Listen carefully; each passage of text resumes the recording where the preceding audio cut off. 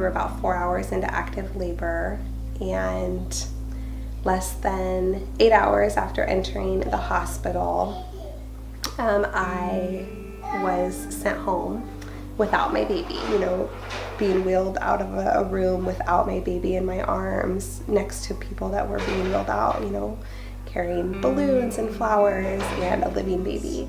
I knew that situation, I knew right then and there that I wanted to be able to help others, if at all possible, never experience the double-edged sword that is having a stillborn and then being told that you couldn't get any additional time to mourn the loss and to come to terms with the loss. And we were given the go-ahead to try again. It became very clear that every vital organ in her body was affected by 11 keys. In her best interest to not let her go into full liver failure, and we extubated her and took her off of life support on January 3rd of 2014, and she died peacefully in our arms. We knew after our experience with Evelyn that the gift of time was something that we absolutely cherished and we needed. When we extubated her, she lived for about 2 hours, and slowly went home to be with Jesus. We really prepared ourselves for a baby that had delays, that would probably not ever accomplish what society would be considered beneficial to a greater whole. But we knew that baby that she was ours, and that we were going to give her a fighting chance. The entire time we were in the hospital with Mary Grace, in the back of our heads there was always that looming question: is how much time do we have? Even in death, those moments counted for us.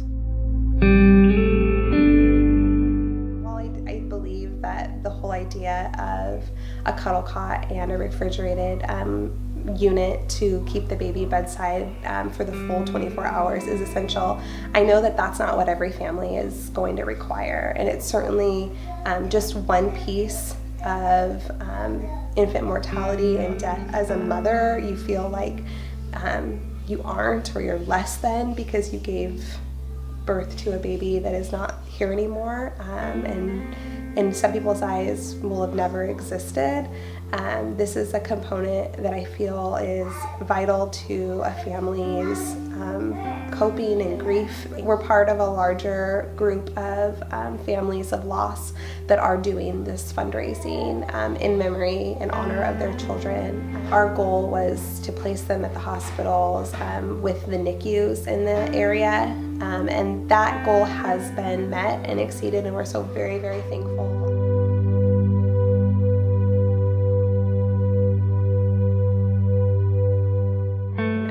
They're now looking for smaller rural hospitals, with the ultimate goal being that every hospital in Oregon now receives one. It would definitely be one of the most amazing things to come out of this. In 2015, I gave birth to a healthy little girl, and her name is Hope.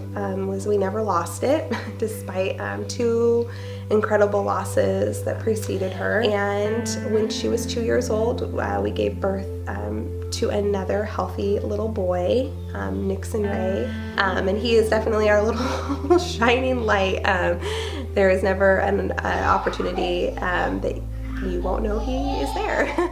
We know other people that have kids about the same age as Mary Grace and Evelyn, and so we see pictures of like, oh, this is their first day of kindergarten or something like that, and so we're like kind of being able to picture what it would be like to have them kind of keep growing, even though they're not with us here on earth.